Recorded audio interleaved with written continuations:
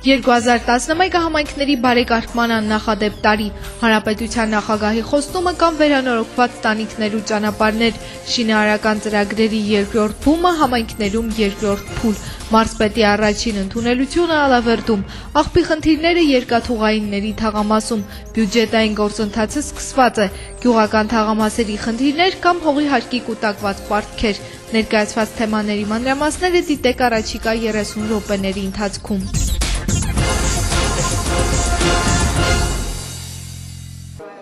Լոռու մարզպետի պաշտոնում Արթուր Նալբանդյանն Ալավերդում քաղաքացիների ընդունելություն առաջին անգամ է կատարում։ Ընդունելության համար գրանցվել էին 14 քաղաքացի, սակայն մարզպետի հետ հանդիպման են եկել ավելի մեծ թվով բնակիչներ, ինչպես Ալավերդուց, այնպես էլ Թումանյանի տարածաշրջանի այլ համայնքներից։ Մարզպետի պաշտոնում Արթուր Նալբանդյանը քաղաքացիների ընդունելություններ արել է մարզի շատ համայնքներում, իսկ ալավերդցիների տարբեր խնդիրներով հաճախ է հանդիպում հենց մարզպետարանում։ Ընդունելության եկած քաղաքացիների մեծ մասին մարզպետը ճանաչում է, տեղյակ է նաև նրանց խնդիրներին։ Տիկին Մանյակի խնդիրը կապված է առողջության հետ։ Ընդունելության է եկել, քանի որ վստահ է, որ Լոռու մարզպետի աջակցությամբ իր խնդիրը կլուծվի։ Ես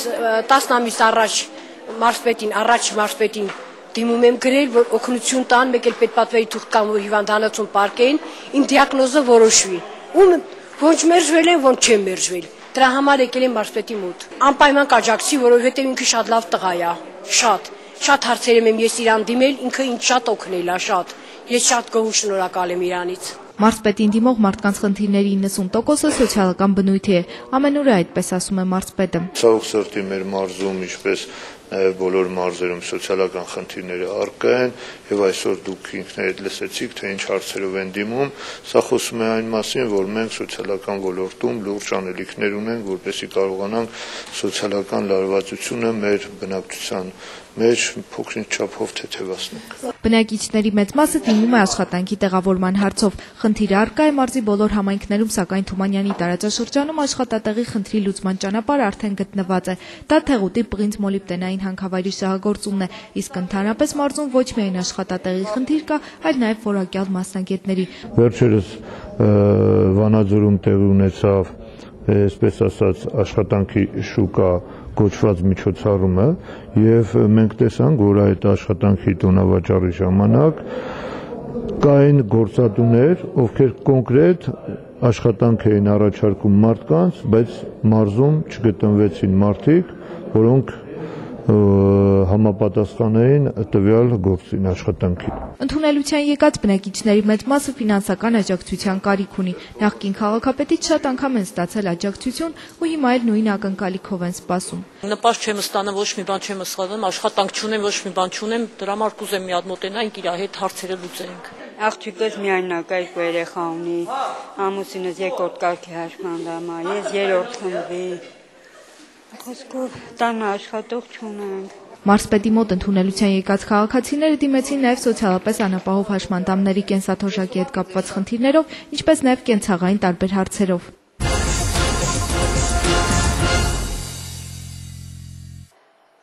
2011 թվականը ամբողջ հանրապետությունում ու հատկապես Լոռու մարզում աննախադեպ տարի էր իրականացված կապիտալ շինարարության ծրագրերի առումով։ Հայաստանի Հանրապետության անկախության 20 տարիների ընթացքում համայնքներում կապիտալ ծրագրեր իրականացնելու նպատակով պետական բյուջեից նման ներդրումներ չեն իրականացվել։ Հանրապետության նախագահի որոշմամբ այս տարի գարնանը համայնքներին տրամադրվեց 12 միլիարդ դրամ սուբվենցիա։ Ծրագրերի առաջին փուլը գրեթե ավարտված է եւ ինչպես խոստացել էր հանրապետության նախագահը, կապիտալ շինարարության ծրագրերի իրականացման նպատակով մարզեր ուղղվեց ֆինանսական երկրորդ խոշոր ներդրումը։ Երկրորդ փուլով Լոռու մարզը կստանա 1 միլիարդ 300 միլիոն դրամը, իսկ բոլոր մարզերում միասին հատկացված գումարը կգերազանցի 20 միլիարդ դրամը։ Արդեն համայնքներից մենք ստացել ենք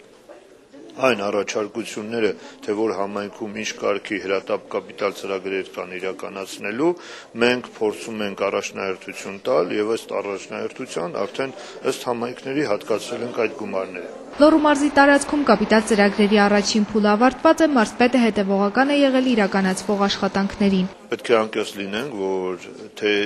միջև ինձ, թե իմ օրոք մենք փորձեցինք բոլոր կապիտալ շինարարությունը վերահսկել, մեր հսկողության տակ էր, մենք ինքներս շինարարներին կոպիտ ասած օր ու արև չտվեցինք, պահանջեցինք որակյալ աշխատանք, ծավալների չշեղվեն, նախագծահետազոտական փաստաթղթերի չշեղվեն եւ շինարարները իհարկե ակնկալիք ունեին, որ երկրորդ փուլին իրենք նույնպես պետք է մասնակցեն, այս առումով այն շինարարները, ովքեր թերացան իրենց աշխատանքների մեջ, մենք նրանց չընդգրկեցինք երկրորդ ծրագրի մեջ։ Կապիտալ շինարարության ծրագրերի երկրորդ փուլը մարզում կմեկնարկի նոյեմբերի 1-ից։ Այժմ մարզում ընթացքի մեջ են նախագծահետազոտական աշխատանքներ։ Համայնքները արդեն ներկայացրել են եղած խնդիրները, մարզպետարանից ըստ առաջնահերթության հատկացրել են ֆինանսավորումը։ Առաջին փուլի ծրագիրը հիմնականում կավարտվի նոյեմբերի 1-ին, կունենանք մի քանի փոքր աշխատանքներ, ընդամենը վերելակների, որը մտած է 4-րդ դեռամսյակ, եւ ամբողջությամբ կավարտվի։ Մենք նաեւ մարզում ունենք Կողես-Եղդան գյուղերի գազաֆիկացումը, մաքսիմում 20 օրից այնտեղ աշխատանքները նույնպես կավարտվեն։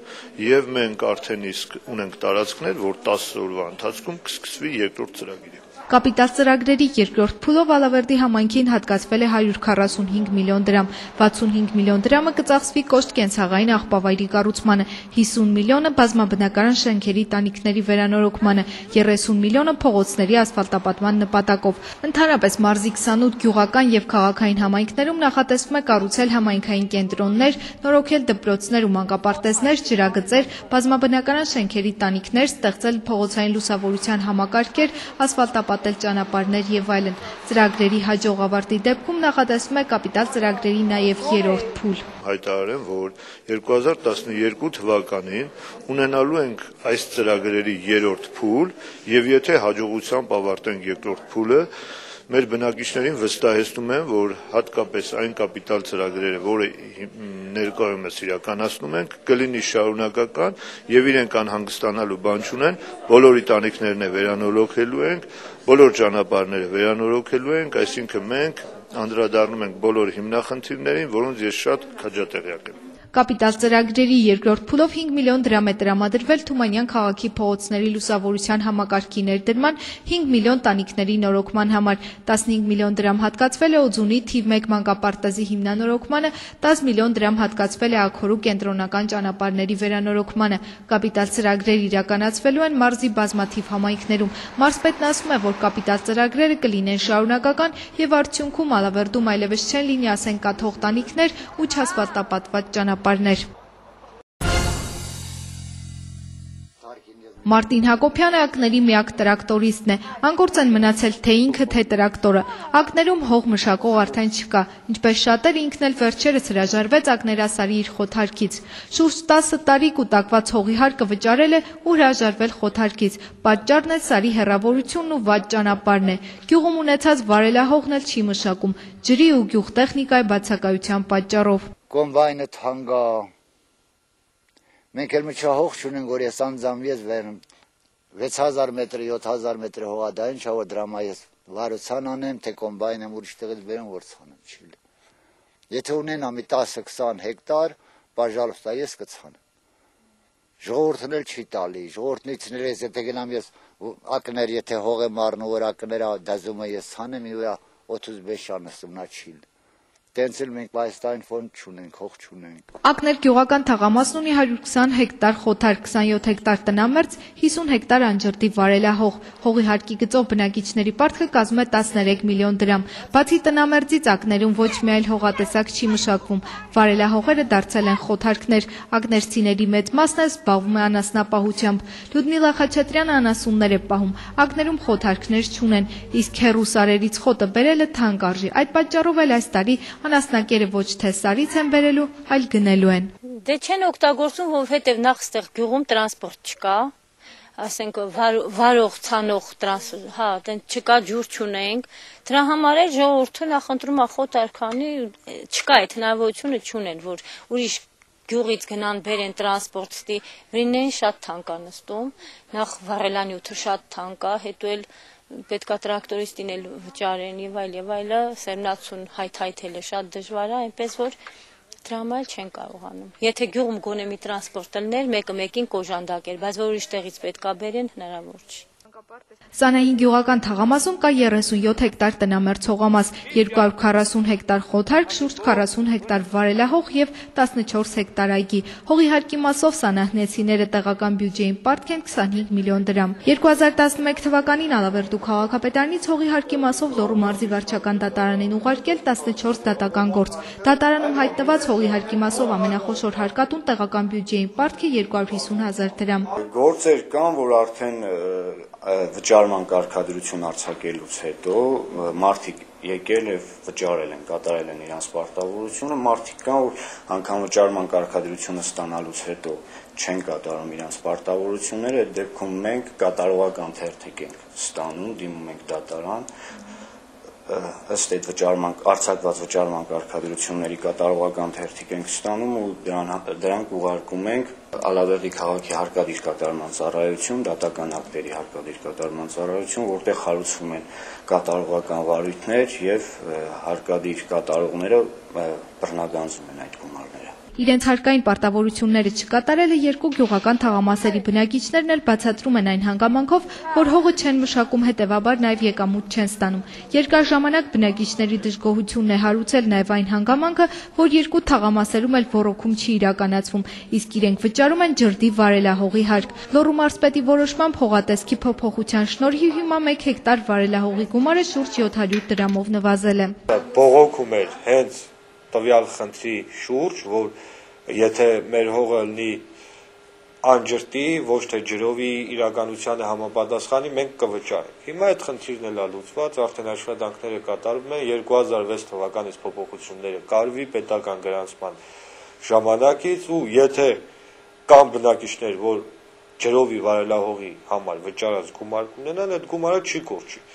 Անջրտի գումարը կմարի, Պարզա ջրովին թանկարել անջրտի նեժան, ավելացած գումարը իրենց մնացած հողերից կանից, եթե պարկ չունեն գերավճար կմեն։ Գյուղացուն աջակցելու ձևերից մեկն էլ կուտակված հարկերի գծով տուժ տուգանքներից ազատելն էր, սակայն նախորդ տարիներին կուտակված պարտքերը չեն պակասում, ասում է քաղաքապետարանի եկամուտների հաշվառման եւ հավաքագրման բաժնի պետը։ Հողատերերը խնդիր ունեն նաեւ կապված այսպես կոչված զավթված հողերի հետ։ Բնակչի վրա կա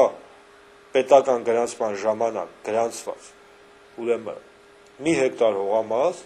բայց փաստացի եւ որ գալիս է ժամանակը, որ կադաստրի կոմիտեն վկայականը տրամադրման ժամանակն է գալիս, փաստացի գնում են չափագրում են, բնակիչն օգտագործում է հեկտար ու կես։ Այսինքն այդ կես հեկտարի կարա խախտում լինի 20-ից 30%, որ անհատույց տրվում է, բայց դրանից ավելի դեպքում նա պետք է վճարում կատարի, որ իր վկայականը տան իրան։ Չօգտագործվող սեփականաշնորհված հողերից ազատվելու ելքը դրանից հրաժարվելն է, սակայն միայն հարկային պարտավորությունները կատարելուց հետո, նշում են քաղաքապետարանի եկամուտների հաշվառման եւ հավաքագրման բաժնում։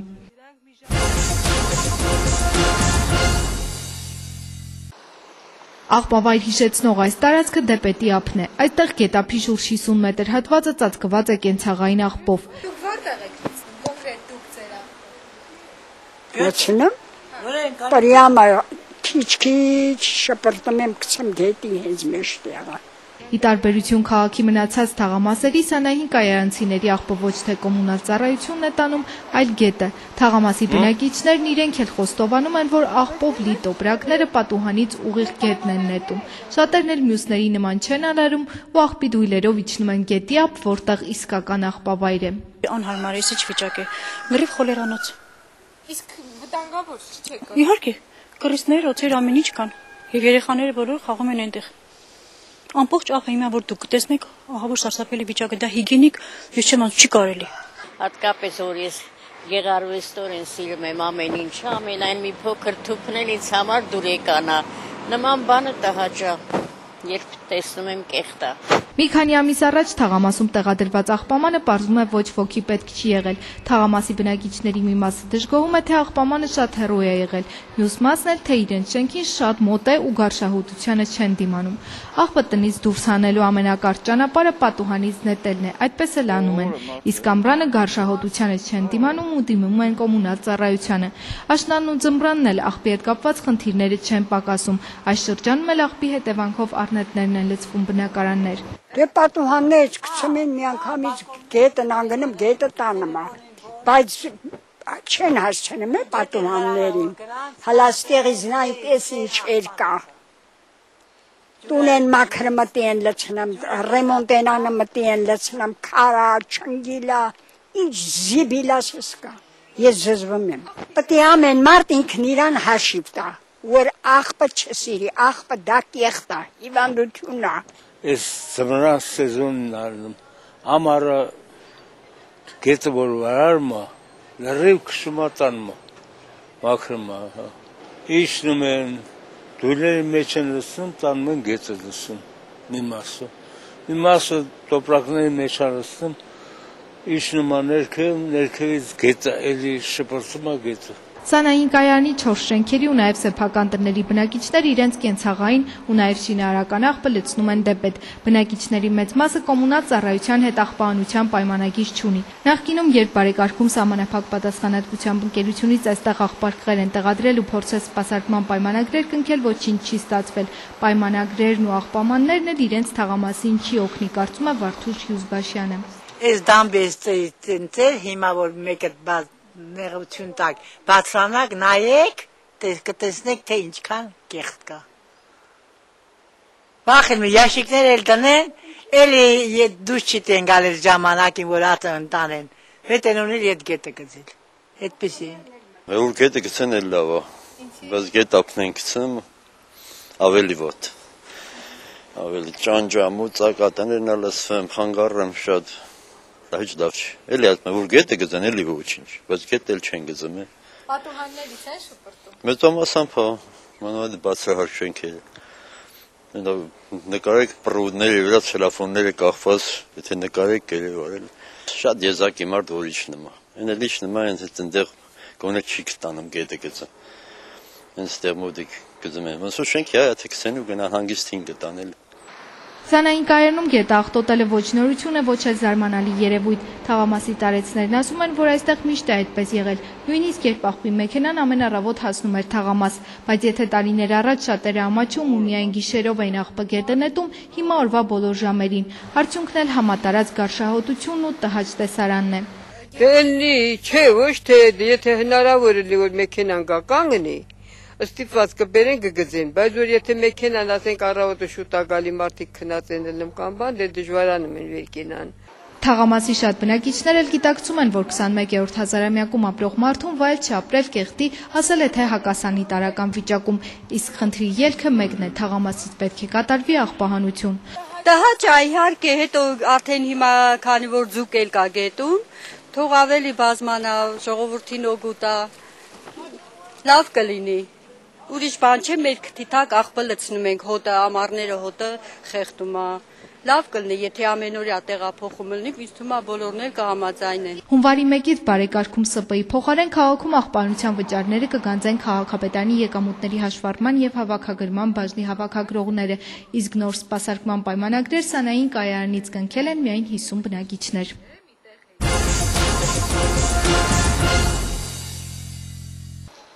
Ալավերդու քաղաքապետարանում արդեն սկսել են 2012 թվականի բյուջեի ձևավորման գործընթացը։ Անցնող տարում արձանագրված համայնքային բյուջեի 100 եւ եկամուտների հավաքագրման 104% կատարողականը թույլ տվեցին քաղաքում մեծածավալ աշխատանքներ իրականացնել։ Հենց բյուջեի իրատեսական կազմելուց է կախված հաջորդ տարի քաղաքապետարանի ու նաեւ համայնքային ենթակայության հիմնարկների արդյունավետ գործունեությունը։ Քաղաքի ֆինանսական գլխավոր փաստաթղթի նախնական տարբերակը կքննարկվի, հետո միայն կներկայացվի համայնքի հավաքանուն։ Паркերի հավաքագրման աշխատանքներին զուգահեռ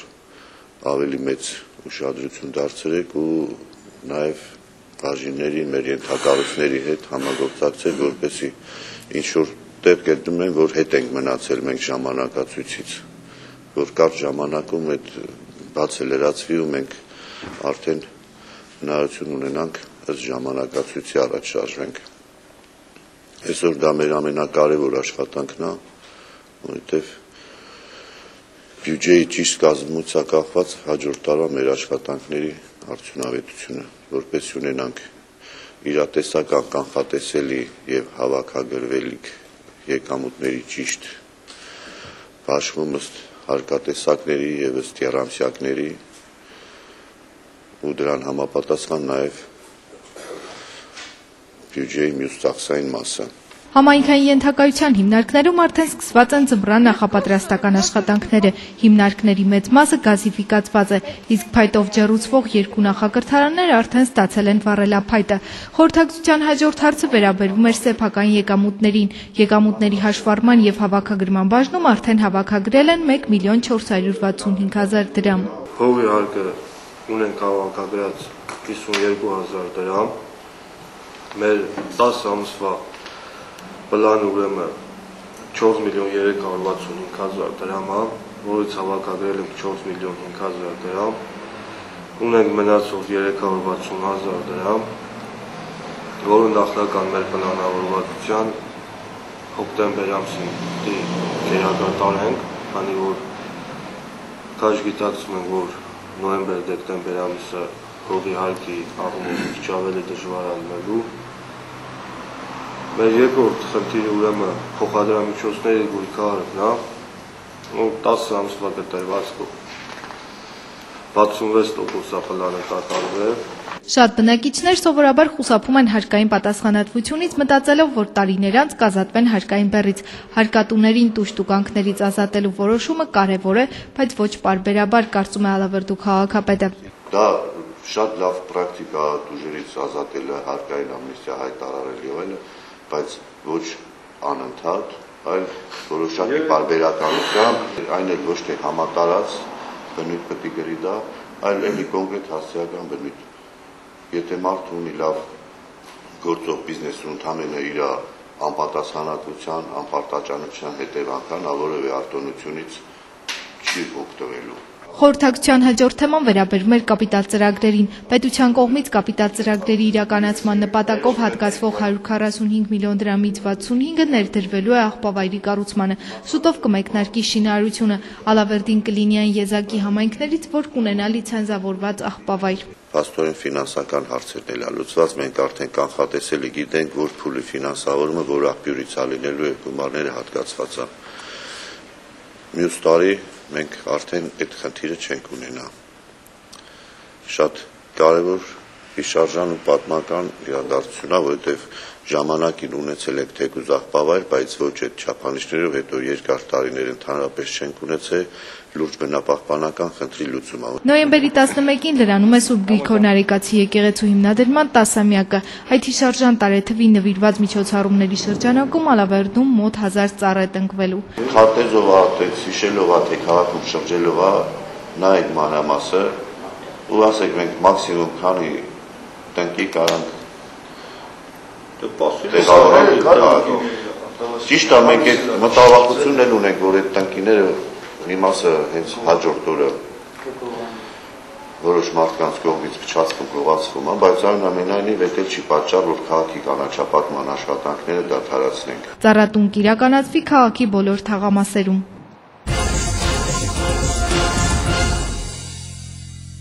Միջոցառման ընթացքում ելույթներ ունեցան Հյուսիսային համալսարանի ռեկտոր Բորիս Մակիչյանը, Լոռու մարզպետ Արթուր Նալբանդյանը, Ալավերդու քաղաքապետն ու փոխքաղաքապետը։ Միջոցառմանը ներկա էին բարձրաստիճան հյուրեր, համալսարանի տարբեր տարիների շրջանավարտներ, ովքեր կարևորեցին Ալավերդու միակ բարձրագույն ուսումնական հաստատության դերը։ Միջոցառման ընթացքում նաև իրենց ավարտական դիպլոմները ստացան այս տարվա շրջանավարտները։ Համալսարանի 15-ամյակի առթիվ խրախուսվեցին համալսարանի լավագույն բարեկամները։ Այս 15 տարիների ընթացքում մենք